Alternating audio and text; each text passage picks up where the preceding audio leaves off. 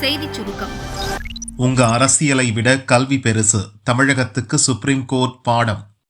தமிழகத்தில் நவோதயா பள்ளிகளை அமைப்பதற்கான இடங்களை 6 வார காலத்திற்குள் கண்டறிய வேண்டுமென தமிழக அரசுக்கு சுப்ரீம் கோர்ட் உத்தரவிட்டுள்ளது.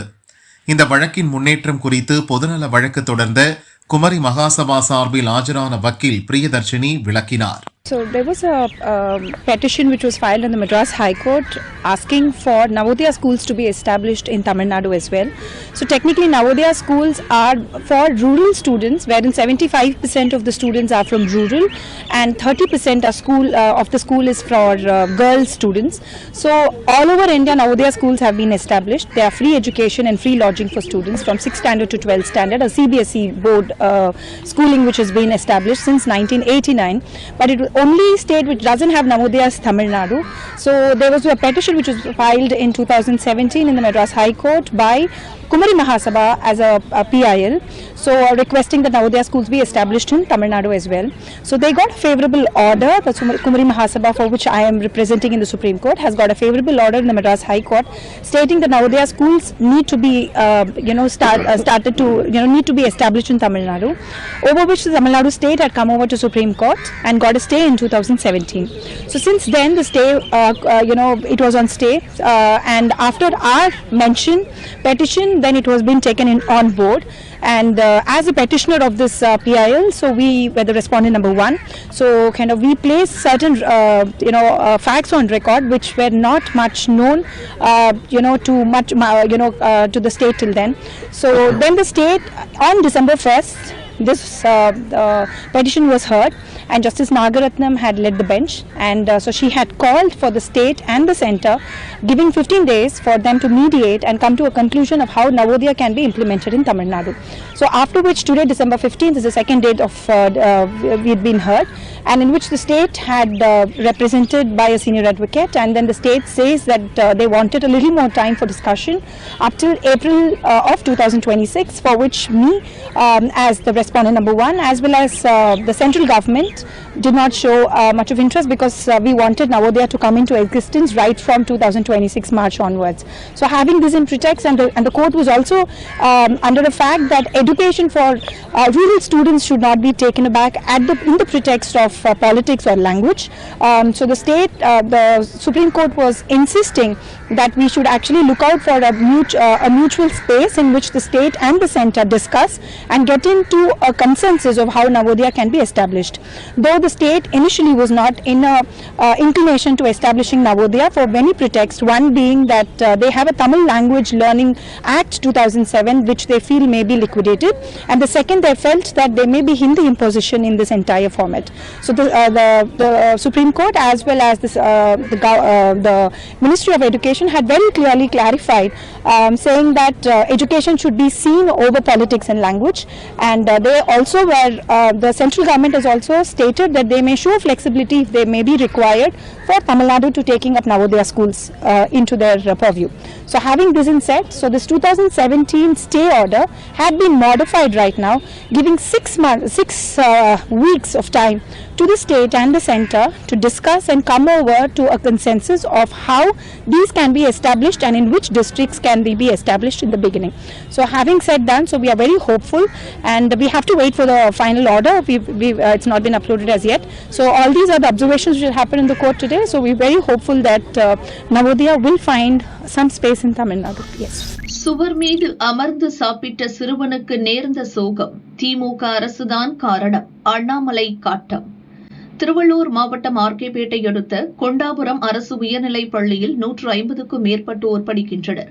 இன்று மதிய உணவு இடைவேளையின் போது கொண்டாபுரத்தைச் சேர்ந்த 7ஆம் வகுப்பு படிக்கும் மாணவன் மோகித் கைப்பிடி தடுப்பு சுவர் மீது உட்கார்ந்து உணவு சாப்பிட்டுக் கொண்டிருந்தார். அப்போது திடீரென அந்த தடுப்பு சுவர் இடிந்து விழுந்ததில் மோகித்தும் கீழே விழுந்தார். இடிந்த சுவர் சிறுவனின் தலையில் விழுந்ததில் சம்பவ இடத்திலேயே இறந்தார். பெற்றோரும் குடும்பத்தாரும் கதறி அழுதது நெஞ்சை உலுக்கியது.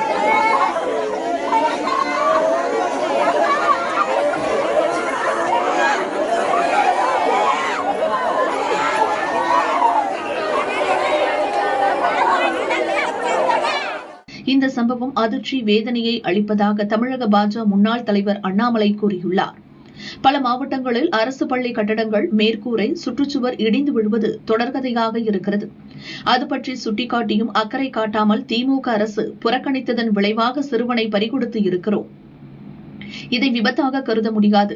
திமுக அரசின் அலட்சியத்தால் ஏற்பட்ட கொலையாகவே கருத முடியும். முதல்வர் ஸ்டாலின், பள்ளிக்கல்வி அமைச்சர் மகேஷ் ஆகியோர் தான் இதற்கு முழு பொறுப்பு. இனியும் அரசு பள்ளி கட்டடங்களை ஆய்வு செய்து மாணவர்கள் பாதுகாப்பை உறுதி செய்யாமல் இருப்பது வெட்கக்கேடு என அண்ணாமலை கூறியுள்ளார். பாமக தலைவர் அன்புமணியின் அறிக்கையில் கொண்டாபுரம் பள்ளியின் கைப்பிடிச் சுவர் சேதமடைந்து இருப்பதால் அதை புதிதாக கட்டித்தர மக்கள் வலியுறுத்தியும் அரசு கண்டுகொள்ளாததால் மாணவனின் உயிர் போயிருப்பதாக கூறியுள்ளார். நாடு கடத்தப்பட்ட லூத்ரா பிரதர்ஸ் டில்லி வந்ததும் தூக்கிய கோவா போலீஸ். பிரதமர் மோடியால் கிடைத்த வெற்றி.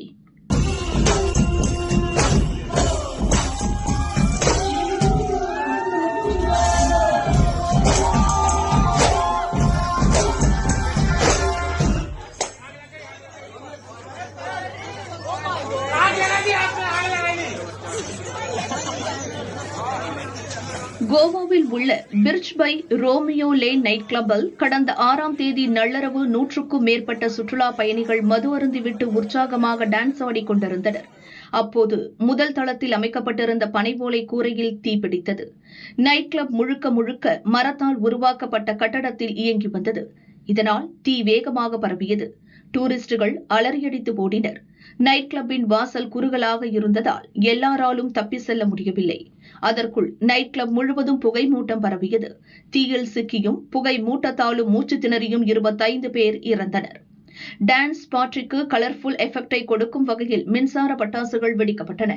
அதில் மின்கசிவு ஏற்பட்டு கூரையில் தீப்பிடித்தது முதற்கட்ட விசாரணையில் தெரியவந்தது. நைட் கிளப்பின் உரிமையாளர்கள் கௌரவ் லூத்ரா, சௌரப் லூத்ரா டில்லியில் வசித்து வந்தனர். நைட் கிளப் தீப்பிடித்த போது லூத்ரா சகோதரர்கள் டில்லியில் இருந்தனர். ஊழியர்கள் தகவல் சொன்னதும் இதோ கோவாவுக்கு கிளம்பிட்டோம் என லூத்ரா சகோதரர்கள் கூறியுள்ளனர். ஆனால் கோவாவுக்கு போனால் போலீசார் கைது செய்து ஜெயிலில் தள்ளிவிடுவார்கள் என பயந்த லூத்ரா சகோதரர்கள் நள்ளிரவு 1 மணி அளவில் மை ட்ரிப் மூலம் விமான டிக்கெட்டுகளை புக் செய்தனர். அதிகாலை 5:35 மணி பிளைட்டில் இருவரும் தாய்லாந்து தப்பி சென்று விட்டனர். ஆனால் நைட் கிளப்பில் அவர்களது பார்ட்னராக செயல்பட்டு வந்த அஜய் குப்தாவை கோவா போலீசார் டில்லியில் கைது செய்தனர். நைட் கிளப் மேலாளர்கள் 4 பேரும் கைது செய்யப்பட்டனர். தாய்லாந்திற்கு தப்பி சென்ற லூத்ரா சகோதரர்கள் புக்கெட் தீவு நகரில் உள்ள ஹோட்டலில் தங்கியிருப்பதை கோவா போலீசார் கண்டுபிடித்தனர். உடனடியாக அவர்களை கைது செய்ய இன்டர்போல் போலீஸ் உதவியை கோவா போலீசார் நாடினர். இருவரையும் கைது செய்து நாடு கடத்தும்படி தாய்லாந்து அரசை மத்திய அரசு கேட்டுக் கொண்டது. அதைத் தொடர்ந்து தாய்லாந்து போலீசார் கடந்த 11ஆம் தேதி மாலை லூத்ரா சகோதரர்களை ஓட்டலுக்கு சென்று அதிரடியாக கைது செய்தனர். லூத்ரா சகோதரர்கள் கைது செய்யப்பட்டதும் சிபிஐ, உளவுத்துறை மற்றும் கோவா போலீசார் அடங்கிய சிறப்பு படை தாய்லாந்திற்கு சென்றது. லூத்ரா சகோதரர்களை நாடு கடத்தும் சட்ட நடவடிக்கைகளில் தாய்லாந்து அதிகாரிகளுடன் இணைந்து பணியாற்றினர். அனைத்து நடைமுறைகளும் முடிந்த நிலையில் இன்று காலை இண்டிகோ விமானம் மூலம் இந்தியாவுக்கு அவர்கள் நாடு கடத்தப்பட்டனர். பிற்பகல் 2:10 மணிக்கு விமானம் டில்லி வந்தது. லூத்ரா சகோதரர்களை கோவா போலீசார் முறைப்படி கைது செய்தனர். இருவரும் பாட்டியாலா கோர்ட்டில் ஆஜர்படுத்தப்பட்டு இன்று இரவு கோவாவுக்கு அழைத்து செல்லப்பட உள்ளனர். கோவா கோர்ட்டில் நாளை ஆஜர்படுத்தப்பட்ட பிறகு லூத்ரா சகோதரர்களை காவலில் எடுத்து விசாரணை நடத்த கோவா போலீசார் திட்டமிட்டுள்ளனர்.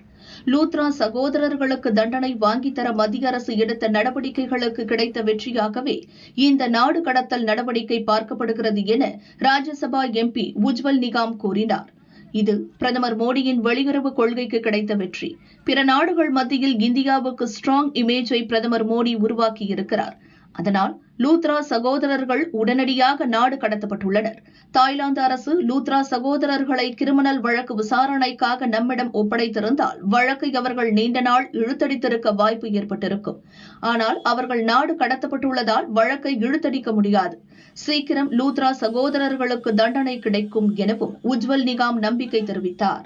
மும்பை தாக்குதல் வழக்கில் அரசு வழக்கறிஞராக பணியாற்றி பயங்கரவாதி அஜ்மல் கசாபுக்கு தூக்கு தண்டனை வாங்கி தந்தவர் உஜ்வல் நிகாம். மேற்கு வங்கத்தில் அதிரடி, 58 லட்சம் வாக்காளர் பெயர் நீக்கம், 12 லட்சம் பேர் யாரென்றே தெரியல.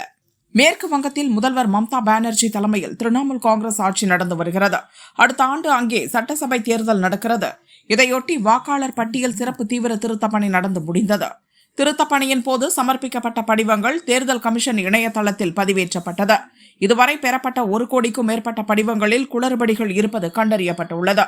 85 லட்சம் வாக்காளர்களுக்கு அவர்களது தந்தையின் பெயர் பொருந்தவில்லை. மேலும் 13,05,000 வாக்காளர்களுக்கு தந்தை மற்றும் தாயின் பெயர்கள் ஒரே மாதிரி இருக்கின்றன. சில வாக்காளர்களுக்கு தந்தை பெயர் இருக்க வேண்டிய இடத்தில் தாய் பெயர் தவறுதலாக இடம்பெற்றுள்ளது. 11,95,230 வாக்காளர்களில் மகனை விட தந்தைக்கு 15 வயது வரை குறைவாக இருக்கிறது. தாத்தாவாக குறிப்பிடப்பட்டவர்கள் 40 வயதுக்கும் குறைவானவர்களாக இருக்கின்றனர். 24,21,133 பேர் திருமணம் ஆகாதவர்களாக இருக்கின்றனர். ஆனால் அவர்களுக்கு 6 அல்லது அதற்கு மேற்பட்ட குழந்தைகள் இருப்பதாக விண்ணப்ப படிவங்களில் குறிப்பிடப்பட்டுள்ளது. இப்படி வயது வித்தியாசம், உறவு முறையில் மாற்றம் உள்ளிட்ட குழப்பங்களை சரிசெய்ய தேர்தல் கமிஷன் முடிவு செய்தது. குளறுபடி ஏற்பட்ட பகுதிகளில் வீடு வீடாக சென்று வாக்காளர்களின் விவரங்களை சரிபார்க்கும் பணி நடந்தது. உரிய ஆவணங்கள் அளிக்கும் வாக்காளர்களின் பெயர்கள் உடனுக்குடன் ஆன்லைனில் பதிவேற்றம் செய்யப்பட்டது. சரிபார்க்கும் பணியின் போது ஏதேனும் ஆட்சேபனைகள் எழுந்தால் அதை சரி செய்யவும் அதிகாரிகளுக்கு அறிவுறுத்தப்பட்டது. இந்த நிலையில் மேற்கு வங்கம், ராஜஸ்தான், கோவா ஆகிய 3 மாநிலங்களுக்கும் புதுச்சேரி, லட்சத்தீவு ஆகிய யூனியன் பிரதேசங்களுக்கும் வரைவு வாக்காளர் பட்டியலை தேர்தல் கமிஷன் வெளியிட்டது. மேற்கு வங்காளத்தில் 58 லட்சத்துக்கும் அதிகமான பெயர்கள் நீக்கப்பட்டுள்ளன. இறந்தவர்கள் 24 லட்சம் பேர், இடம்பெயர்ந்தவர்கள் 19 லட்சம் பேர், போலி வாக்காளர் 1,38,000 பேர் என 58 லட்சம் பெயர்கள் நீக்கப்பட்டுள்ளதாக தெரிவிக்கப்பட்டுள்ளது. உரிய தகுதி இருந்தும் வாக்காளர் பட்டியலில் பெயர் விடுபட்டிருந்தால் அவர்கள் ஆவணங்களுடன் மீண்டும் விண்ணப்பிக்கலாம் என தெரிவிக்கப்பட்டுள்ளது. தேர்தல் கமிஷன் வெளியிட்ட தரவுகளின்படி மேற்கு வங்க வாக்காளர் பட்டியலில் நீக்கப்பட்டவர்கள் மொத்தம் 58,20,898 வாக்காளர் பெயர்கள் நீக்கப்பட்டுள்ளன. இறந்ததாக அடையாளம் காணப்பட்டது 24,16,852 பேர். இடம்பெயர்ந்தது 19,88,076 பேர். அடையாளம் காணப்படாதவர்கள் 12,20,038 பேர். போலி வாக்காளர்கள் 1,38,328 பேர். பிற காரணங்களுக்காக நீக்கப்பட்டவர்கள் 57,604 பேர். குற்றப்பத்திரிகை நிராகரிப்பு, ஸ்டாலின் வரவேற்பு. நேஷனல் ஹெரால்டு வழக்கில் சோனியா மற்றும் ராகுலுக்கு எதிராக அமலாக்கத்துறை தாக்கல் செய்த குற்றப்பத்திரிகையை ஏற்க டில்லி நீதிமன்றம் மறுத்துவிட்டது. இதற்கு முதல்வர் ஸ்டாலின் வரவேற்பு தெரிவித்துள்ளார். அவரது அறிக்கையில் கூறியிருப்பதாவது: நேஷனல் ஹெரால்டு வழக்கில் எதிர்க்கட்சித் தலைவர்களை சிக்க வைக்க அமலாக்கத்துறை போன்ற மத்திய விசாரணை அமைப்புகளை பாஜ அரசு தவறாக பயன்படுத்துகிறது. இதை நீதித்துறையே மீண்டும் ஒருமுறை அம்பலப்படுத்தியுள்ளது. அடிப்படை ஆதாரம் இல்லாமல் அரசியல் எதிரிகளை துன்புறுத்துவதற்கும் அவதூறு பரப்புவதற்கும் மட்டுமே இதுபோன்ற வழக்குகள் போடப்படுகின்றன. இப்போது காங்கிரஸ் தலைவர் சோனியாவும் காங்கிரஸ் எம்பி ராகுலும் நிரபராதிகள் என நிரூபணமாகியுள்ளது. உண்மை அவர்கள் பக்கம் உள்ளது. அதனால் எந்த பயமும் அவர்களுக்கு இல்லை. ஆனால் பாஜ அரசு மத்திய அமைப்புகளை கைப்பாவையாக வைத்துக் கொண்டு பழிவாங்கும் அணுகுமுறையில் ஈடுபடுவதால் அவற்றின் நம்பகத்தன்மை களங்கப்படுகிறது என ஸ்டாலின் கூறியுள்ளார். திருப்பரங்குன்றம் சர்ச்சையை வைத்த கடவுள் முருகனை அவமதித்த திமுக, கொந்தளிக்கும் இந்துக்கள். திருப்பரங்குன்றம் தீபத்தூண் தொடர்பான வழக்கில் இந்து கடவுள் முருகன் அவமதிக்கப்பட்டதுக்கு பாரதிய ஜனதா கண்டனம் தெரிவித்துள்ளது. இதுகுறித்து தமிழக பாரதிய ஜனதா செய்தி தொடர்பாளர் பிரசாத் வெளியிட்ட அறிக்கை: திருப்பரங்குன்றம் மலை உச்சியில் தீபம் ஏற்ற ஹைகோர்ட் நீதிபதி சுவாமிநாதன் உத்தரவிட்டதை எதிர்த்து கோயில் செயல் அலுவலர், கலெக்டர் ஆகியோர் தாக்கல் செய்த மேல்முறையீட்டு மனுக்கள் விசாரணைக்கு வந்தது.